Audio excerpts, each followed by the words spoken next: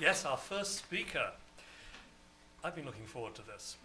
Adrian Vickers, who's come a long way, is Professor of Southeast Asian Studies at the University of Sydney. He's held a series of Australian Research Council grants, the most recent looking at Indonesian art, the Cold War, and labour and industry in Southeast Asia. As part of a linkage grant on the history of Balinese painting, he's created the Virtual Museum of Balinese Painting, continuing his pioneering work in e-research and teaching. So this is a virtual museum that you can all access online.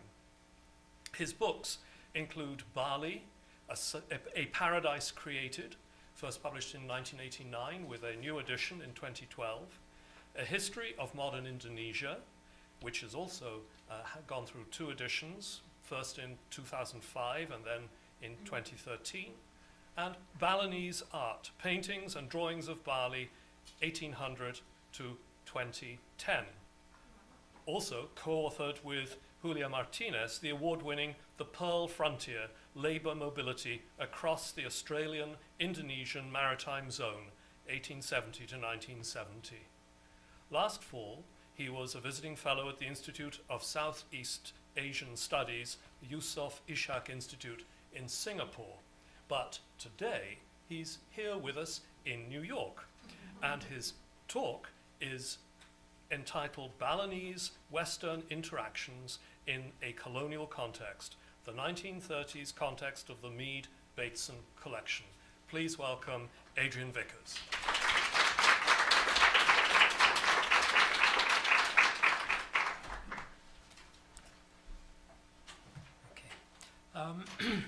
Excuse me. What I wanted to talk about today was not so much the actual collection that you'll see, but the context of its being put together. And in doing so, I'd first of all like to thank the Bard Graduate Centre for bringing me here. I think I'm over the jet lag, just in time to go home. And particularly congratulate Urmila on putting together quite a complex exhibition, and one that's quite different from a lot of what you see presented about Bali, but also a different way of looking at textiles. And part of my interest is really about how collections get made. So the primary person responsible for the acquisition of the textiles from the American Museum of Natural History that are here was Margaret Mead, and there are a number of other people associated with Mead who were responsible for bringing some of the other textiles outside of Bali. So we have to ask, how do textiles get collected in a colonial context, because most of these were collected in the 1930s during the period of Dutch rule over what was then the Netherlands East Indies, now Indonesia. And what are the processes of interaction around those objects, such as textiles? And I'll begin with this man, Ida-Bagus Made Togog. And Ida-Bagus Made Togog, who died in 1989, was an artist from the village of Batuan. He was one of the many people whom Gregory Bateson, Margaret Mead's then husband, and Margaret Mead interacted very closely with when they were doing their field research in 1936, 1938, and briefly in 1939. And when I interviewed Ida-Bagus Togog during the 1980s, he often spoke, he didn't actually say much about Mead, he more often mentioned Bateson, with whom he'd had the most context. And he called him Tuan Bayung, which means Mr. Bayung, because he was doing research in the village of Bayung Gede, the up mountain village. And it's a kind of common Balinese thing to name people for their association with places. Now, some of you may have read some of the critiques of Margaret Mead, famously Derek Freeman's attack on Mead, but also there was an article published in, I think, 1990 by Tessel Pullman, which talks specifically about Margaret Mead in the context of 1930s colonial Bali. And Freeman, Pullman and others have fairly savagely attacked Mead and seen her as complicit with colonialism. So if you read those articles, you might be surprised that people like Ida Bagus Togog remembered Mead very fondly and spoke about Bateson and Mead in nothing but positive terms. There was no sense of, here are these colonial exploiters. And I think we have to view some of the attacks on Mead as coming out of particular moments, but also things that need filtering through other kinds of analyses. Most obviously, there's been recent material about Derek Freeman, for example, which really talks about him as a misogynist and as, well, I mean, it was seriously misogynist, but also as having some kind of borderline personality disorder that was, and this is not to be too flippant about it, but in a sense, the attacks on Mead were very personal. Pullman's attacks come from a different kind of thing. She was a Dutch writer writing, a journalist critiquing Dutch colonialism, and there's a kind of weird sort of overcompensation in many of the things that she writes. But I think Pullman's attack in particular, and the more general inferences that you might draw from Freeman's attack, really tend to undersell what Balinese were doing when they interacted with foreigners, because they present Balinese as kind of passive recipients of colonial domination. What I want to talk about today is the way that Balinese were engaged in complex series of interactions with foreigners, and that there was a number of Balinese who went out of their way to meet foreigners, some of them particularly meeting non-Dutch foreigners. So there was a group of expatriates that lived in Bali that Balinese sought out, and they sometimes bought and sold, or sold objects to these people. Sometimes they were exchanging things with people, and sometimes those exchanges were objects like textiles in exchange for information and ideas about the world.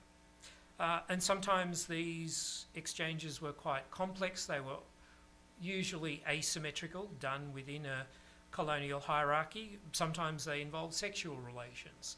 So they were not straightforward, but I think when we look at those interactions, we see Balinese as complex people seeking out and having their own agency in trying to form those interactions. So Bali in 1936, when Gregory Bateson and Margaret Mead started their research there, was already a place that was used to tourism. And Bateson and Mead got to know Bali through a series of other expatriates who'd been living in Bali prior to that time, most famously the German artist Walter Spies, who was a very charismatic figure and who was a kind of ringmaster of a whole series of ways of coming to terms with Bali. But there was a large collection of people who came and went, the ethnomusicologist Colin McPhee, the Dutch archaeologist Willem Stutterheim, Dutch civil servant Christian Hrada, Americans Catherine and Jack Mershon, and one of the most fabulous textiles in the exhibition came from Catherine Mershon's collection. Sometimes the Latvian-born Claire Holt, who later founded the study of art history at Cornell University, or Indonesian art history at Cornell. Even an Australian, Teresa Pattinson, shall we say, a slightly overweight widow of Vickers. And she was actually known as Nyonya Moko, or Mrs. Fat, by Balinese at the time. But she yeah, a kind of interesting character. And also people like Miguel Covarrubias, the Mexican author, artist, cartoonists were part of that mixture of people. So it was a very cosmopolitan mixture, and often it was the networks of those people who that really provided the grounds by which people like Margaret Mead met Balinese and got to know Bali. So there was a series of Balinese people associated with that group who mixed with them in different ways. These included Gusti Made Semong, who was the son of the famous artist Gusti Nyoman Lempad of Ubud, and Gusti Made Semong became a secretary to Jane Balo, another anthropologist who was very close to Bateson and Mead, and who I think was really responsible for them coming to Bali, or certainly in Mead's case. Other people like Made Tantra, who worked for Colin McPhee. He actually then also taught Balinese to Miguel Covarrubias and carried out a number of different functions. And it was his daughter who told me the story about Nyonya Moko and the name given to Teresa Pattinson. But most famously, and again we see a photograph of him in the exhibition, Made Kalea, who was from North Bali, who became Mead's secretary and chief note-taker, but also interpreter. He also taught Bateson Balinese, and I think he taught Mead Balinese as well. And Made Kalea spoke Malay, which is now Indonesian, the main language of communication, but also Dutch, German, and English. So he was already a very versatile person to enter into those. Now, what we see in the material, and particularly this is Mead's footnotes, is just a very small glimpse of what those kinds of interactions were. And if you go to the Library of Congress and look at Margaret Mead's field notes, one of the things that's disappointing is those field notes don't tell us a lot about interaction. There's not conversations coming out of those. So it's hard to know what's going on. And I think particularly when we look at that list of names that I rattled off earlier, that a lot of the people involved in the interactions were men, and men entered into public society. They were the chief communicators of a whole series of things. But the textiles are women's textiles, and we get very few insights into how people interacted with women at the time. We've got Miller in the catalogue talks about Margaret Mead's interaction with Ana Agung Putra, who was the one of the senior women from the palace in Bangli in central Bali, and she's one of the few voices that comes through in the field notes. Although actually Jane Balo's field notes are better than Mead's in this respect. They're much more dialogical. So, for example, Jane Balo has a very long passage about going to visit the village of Kamasan in Klungkung in East Bali, and particularly seeking out women artists and meeting the artist of this particular work, Ni Remy, one of the few acknowledged female artists of the time.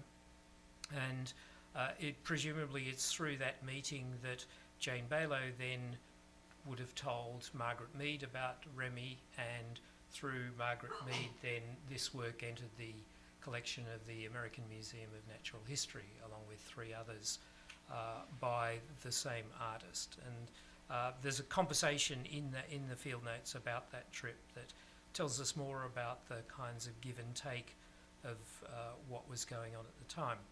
But I think for a lot of people, and these would include women selling textiles, but also artists selling things, that they would have seen Mead as probably another tourist coming along, just a tourist who asked a whole lot more questions and seemed to be taking a lot of notes about everything.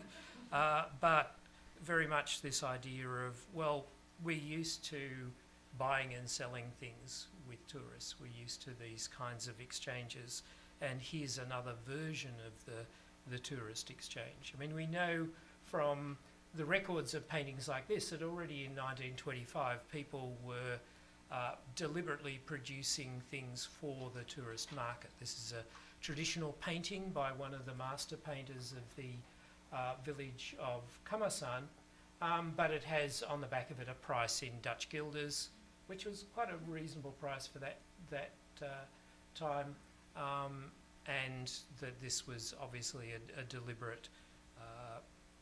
deliberately made for sale object. So sometimes the exchanges around that were economic exchanges. Now, I think that's important for understanding what Gregory Bateson and Margaret Mead were doing, because they were collecting a lot of things. They were collecting information. They were providing them in copious field notes that Margaret Mead and Made Kalia made. They were collecting information in the forms of copious thousands and thousands of photographs and some film that Gregory Bateson made, but they were also collecting objects. They were collecting wayang puppets, some of which you'll see, collecting the textiles, although not as many. There were perhaps 99, you mentioned, Miller in the catalogue, textiles that came through Bateson and Mead into the American Museum of Natural History, but then they're not all there now. Statues, but I've also been interested in the fact that they were collecting paintings, and they actually commissioned something like 1,000, or most of 1,300 paintings that were put together as a large collection, which were used particularly by Gregory Bateson as a means of understanding Balinese culture through art. And that collection is again dispersed, although in my virtual museum I've kind of recollected it together. BaliPaintings.org is the URL that you need to find there. So there's a thing of collecting objects, collecting information that's going on around these exchanges. And for the Balinese, for many Balinese, this also provided a source of income. So when Bateson and Mead were in the village of Batuan commissioning paintings, they were the main employers of a whole lot of young men and one or two young women who were painters in that village. They gave a real stimulus to the production of art, and certainly encouraged more and more people to come into art making at that stage. But when you talk to people like Itabagus Togog, he gave a series of autobiographical reflections which Hildred Geertz published, and he talks about going to meet foreigners. First of all, he went up to Ubud to meet Walter Spies and the Dutch artist Rudolf Bonnet to find out what kinds of things foreigners wanted to buy and what kinds of things they were interested in.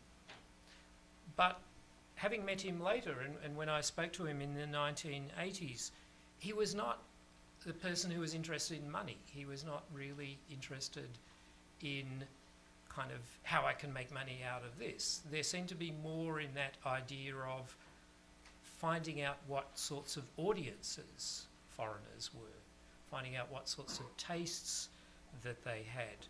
And that was very particular in Bateson's case. When he was commissioning paintings, he wanted to collect a whole series of things that were representative of Balinese culture, mythological scenes or Balinese imagining of what Bali looked like.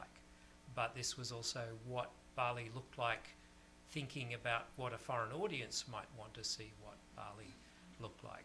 And I think not just the paintings, but a whole series of objects are also presented in this kind of context of trying to have some sort of intercultural dialogue. Now, there were constraints around that. I mentioned this is a hierarchical colonial situation. Walter Spies and Rudolf Bonnet themselves actually worked to try to filter some of the art that went out, to make sure that high quality art went out, but also that this was art that didn't reflect, that presented a sort of mythological Bali, and there was part of that in the interaction. Itabagus Togog, however, was one of a group of young men who were starting to explore different ideas of art and meeting with Westerners in that context. And before Itabagus Togog, the person who brought Itabagus Togog to Ubud to meet the Western painters, and who then was a chief intermediary for a lot of Balinese artists, was this man, Nyoman Ngendon. And in Mead's footnotes, she records that actually some of the Westerners did not like Ngendon all that much personally, but they thought he was a great artist, so they still wanted to associate with him and work with him. But Ngendon started painting, or modern forms of painting, in the village of Batuan, and encouraged a whole lot of his fellow villagers to get involved in painting, seeing that there was a new market arising from tourists, and then this new market stimulated by the presence of foreigners in the village, that he was very much an intermediary. He was also responsible for setting up an art shop, one of the first souvenir shops in the village of Batuan, and worked with another member of a priestly caste, Brahman family, Itabagus Sentulan, whose carvings you see in the exhibition as the little statues that show aspects of weaving. So he also was interested in monetary relations, but interested in a kind of entrepreneurial approach as to how you do how you deal with Westerners. And again, we might think, well, this involves some kind of colonial subordination, but one of the things that it seems that Ngendon and Togog were interested, and others like them, including Made Tantra, were interested in, was not just about what would sell, but about what the West represented in terms of modernity, in terms of modern life. And in Ngendon's case, that took him down a fairly radical path. He actually became a fighter in the Indonesian Revolution. So after the Dutch were thrown out by the Japanese in 1942, he worked for the Japanese, organised a number of art shows by which he took Balinese art to various locations in Java. But then at the end of World War II, he sided with the idea of Indonesian independence and took part in the War of Independence. He produced, amongst other things, this is probably one of his last works. It's a poster which I only have a second-hand copy of, produced to encourage Balinese to fight for the revolution. And it says in Balinese, "Mother, pray for me." So it shows this idea of the freedom fighter, Bali in flames, fighting for independence against the Dutch. And in 1946, he was actually captured by pro-Dutch troops and executed in the village of Batuan, in the graveyard of the village of Batuan. And I should say that the people who executed him were fellow Balinese, pro-Dutch fellow Balinese.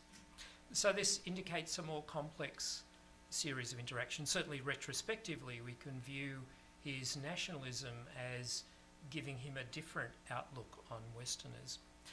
He also left us this quite nice work, which was commissioned by Made Kaler. So Made Kaler, Mead's secretary, here when Bateson and Mead were leaving Bali, their main period of fieldwork, to go back to Papua to do follow-up fieldwork in, or New Guinea, to do follow-up fieldwork there. Then Made Kaler asked Ngendon to paint this work, which says goodbye. You see sorrowful Balinese, including Made Kaler, farewelling Bateson and Mead, who is Bateson and Mead in the background in their canoe, and joyful Papuans greeting them for their next period of anthropological fieldwork. And again, if you think about the characterisation of the colonial interactions, then you would think, well, why would a Balinese who's just hired to work for them do this? But it's very apparent in Mead's later letters to Made Khalea, in the way that she writes about him, that she felt very affectionate towards him, and he also was very appreciative of Margaret Mead. He, in a number of interviews that I've found, talked about him learning from the anthropologists about things, and Mead also helped him get a job. It didn't turn out that well initially, but after they left Bali. So there seemed to have been a strong reciprocal relationship, which writers like Tessel Pullman tend to very much underestimate. They tend to undersell, because I guess within the anti-colonial framework it's hard to think about Balinese and foreigners having that kind of reciprocal admiration, but certainly Mead writes about how she could not have really carried out the field work that she did without Made Khalea, that he was a wonderful note taker, a wonderful teacher in that sense to them. And she writes later that when she's trying to do other field work in New Guinea, that she just can't do it as well as she did in Bali, because she doesn't have another Made Khalea. He's irreplaceable. And the affection that went on, I think is something where we think about these kinds of exchanges as very much about asymmetrical exchanges of ideas, but still ways of people exploring each other's cultures and finding their own positions in that kind of cultural explanation. So in the time that's left to me, I just wanted to briefly talk about a more eccentric set of interactions between Westerners and foreigners. And this was around a household of a Bohemian Swiss artist called Theo Meier. Yes, they do have Bohemian Swiss as well. The Swiss can let their hair down from time to time. Theo Meier actually came to Bali probably the year before Bateson and Mead. There's some uncertainty about the dating. Set up in Bali in 1935 as an artist, and had his own household first of all in the village of Sanur in the coast, but also lived in the mountains in Isa, where he inherited a house from Walter Spies, and encouraged a whole lot of Balinese to come and hang out in his household. And when he met Balinese artists, he gave them materials and just said, go off and do your own thing and see what you can come up with, which was quite different from the way that, say, Gregory Bateson was commissioning material. Now, various people look at Meier in different ways. Certainly the Balinese who worked with him, such as Itabagus Nyoman Rai, who probably spent the longest period of time with him, represent him quite affectionately. Other Balinese viewed him negatively. Ana Agung Gede Agung, the king of Gianya, who was a pro-Dutch leader and probably responsible for Ngendon's death, writes of him in his memoirs. Theo Meier was actually a drunkard and really enjoyed tuak, toddy, a Balinese alcoholic drinking specialty, which is made from the sap of a palm. And in his house in the village of Isa, there was a party every night with his friends, in which the Balinese dishes which he so enjoyed were accompanied by the drinking of tuak. These usually finished with Theo Meier falling down dead drunk in the early hours of the next morning. Besides his drunkenness, his predilection for sex was extraordinary, and he always switched his girls, whom he obtained from the villagers around him, by giving a little funding to their parents so he could use them for a while. So we have also a different sense of interactions there, and the idea of exploitative interaction. However, the artists who lived in Theo Meier's household, or came into Theo Meier's household, which included some of the artists from Batuan who had been commissioned by Gregory Bateson, and they included Batuan's female artist, Desa Putulambon, also presented a kind of humorous and less respectful view, as we can see in this particular painting of Theo Meier's, the outcome of Theo Meier's drinking bouts. There's a series of works by Itabagus Togog Warta, not to be mistaken for Itabagus Togog, different character, who looked both at the household but also reflected on the idea of Westerners being interested in Balinese artists. And here we see, this is Theo Meier. I'm not sure who these two are. I'd like to think it's Bateson and Mead, but it isn't actually. It's somebody else. But also this idea of Westerners, Balinese observing Westerners observing Balinese, that there's a kind of viewing of what the Westerners are doing and their interests in a whole range of activities of Balinese, that says these Westerners are really weird, exotic people, but we've got enough, I guess, cultural resilience to actually take that in our stride. And later on, Schlager, a medical doctor who got interested in ethnomusicology, and Theo Meier carried out their own ethnographic fieldwork, including recording Balinese music and recording interviews. And here we see the kinds of records of that. But also the household itself involved various kinds of interactions. Theo Meier had 2 Balinese wives in succession, not at the same time. And he was a host not just to foreigners, but to Balinese as well. There's a kind of interaction going on there around the person of the foreigner and what he's doing in these kinds of villages. He also carried out services such as providing injections and health support. And we also know that Margaret Mead, when she was in Bayungade, also provided healthcare for people in the village, which is another point of interaction.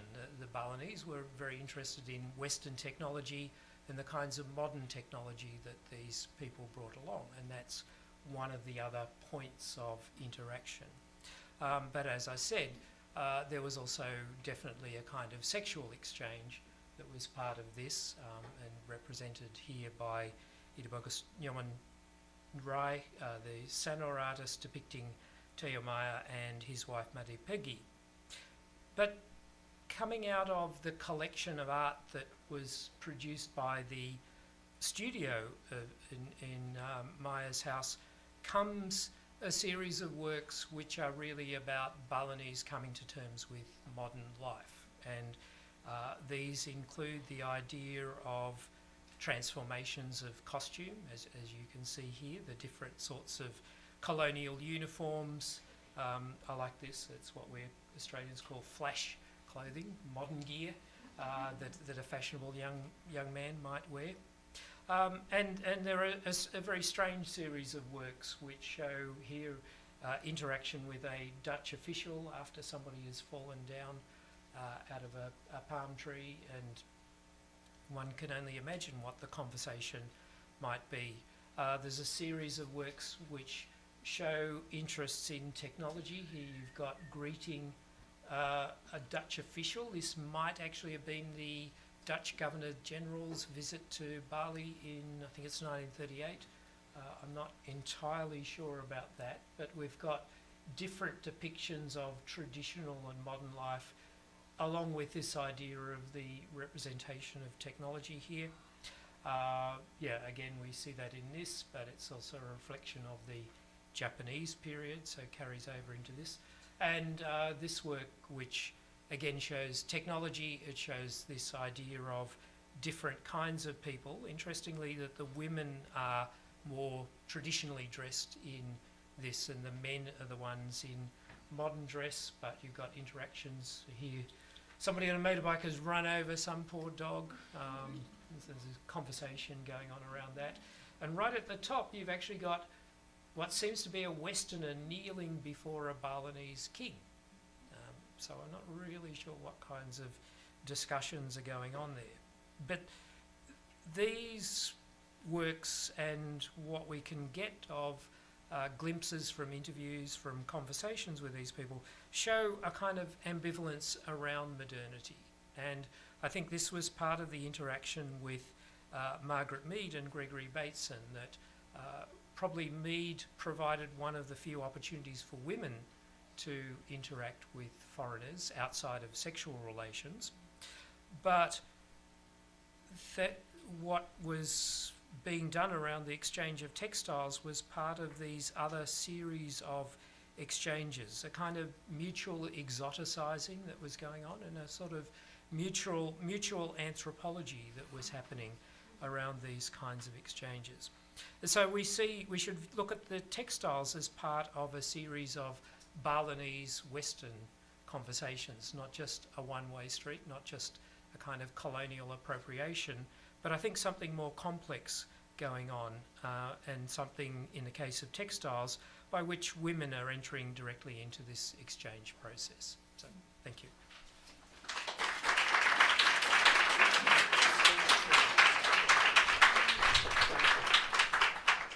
Thank you so much, Adrian. We have time for just a couple of questions before we move on to the next speaker. I should remind you that there will be a panel at the end at which there'll be a possibility of asking further questions. But any questions for Professor Vickers? Yes. So many images, say the former collection of Theo Meier. Where are they now? Oh, okay. Yeah, this is part of my research on tracing collections. So some of them were dispersed. There's some ended up in the Australian Museum in Sydney. Some are in a private collection in Singapore. There's another group that are in the Museum Pacifica in Bali. So there's some of this material stayed in Bali as well. But they're all visible at the virtual museum? Yeah, they're all. I'm still sorting through and putting metadata on the Theo Meier material, but most of what I could get hold of is there. Laura.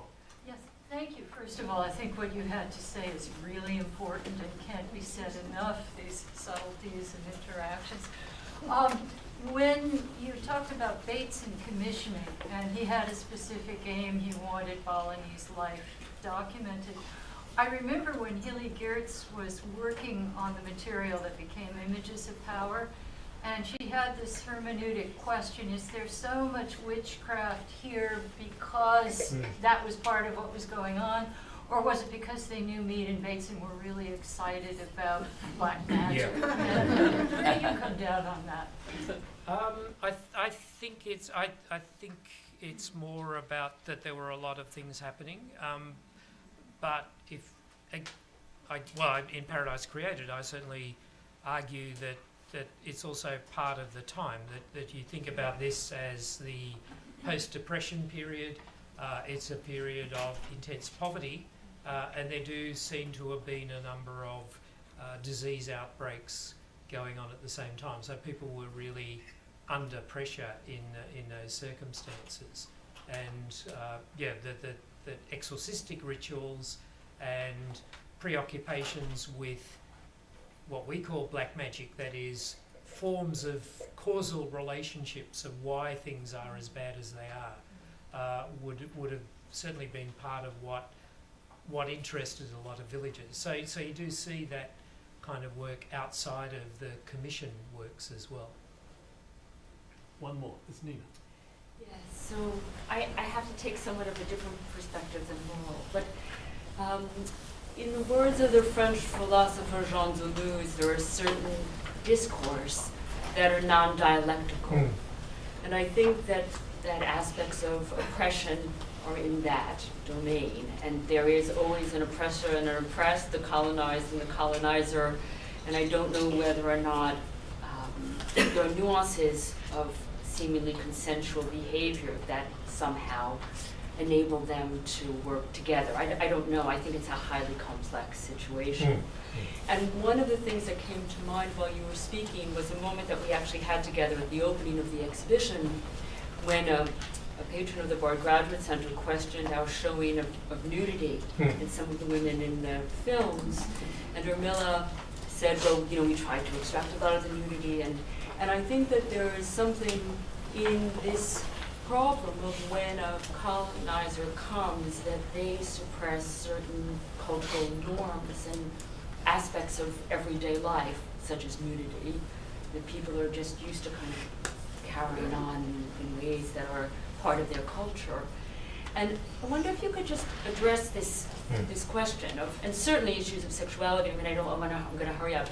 And I actually say that I found, I don't want to double up on my question, but I find this painting fascinating as a painting of resistance. And if we are to think of, if all art in some way or other, I mean, you could think that it is or not political, how interesting this is to contemplate in that way. Oh yeah, this particular work, but yeah, there are others too that do that kind of thing.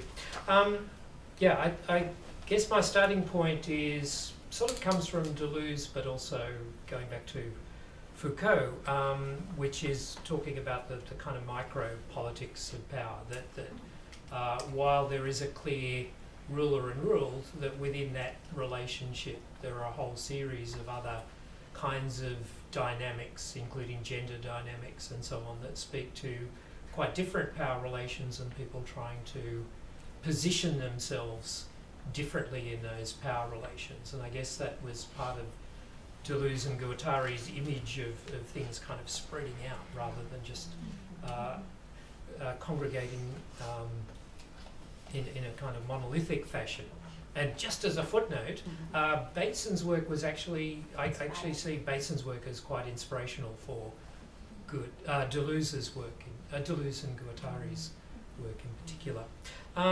But yes and no. I mean, I think certainly the colonial situation is a kind of pathological situation, that people are living in these structures which are inherently unfair, and so it's quite easy, as Anagung Gede Agung says, for therefore wealthy Westerners to come in and buy women or buy men or boys, as was the case. So that kind of sexual exploitation was very much part of that. So we are looking at very different contextual things and people working within different relationships. We know from some of the later interviews that people were very afraid to speak of politics directly, that they were very aware of the Dutch government monitoring and controlling the situation, and so it was impossible to have a direct political conversation. So many of the things go unsaid, and it's really through the paintings that we get some sense of this is what people cannot express. They can, if they say we don't like Dutch rule, somebody will be spying on them and haul them away to prison. So they're saying, well, let's just think about this and try and pull it apart in a different way. So that there are deconstructive moments, I guess, going on within the colonial situation, but not to say that there was no exploitation. It was everywhere. Yep. Good. Well, thank you so much, Adrian. I think there's going to be some more mutual exoticizing occurring later in the afternoon. But thank you so much for this wonderful talk.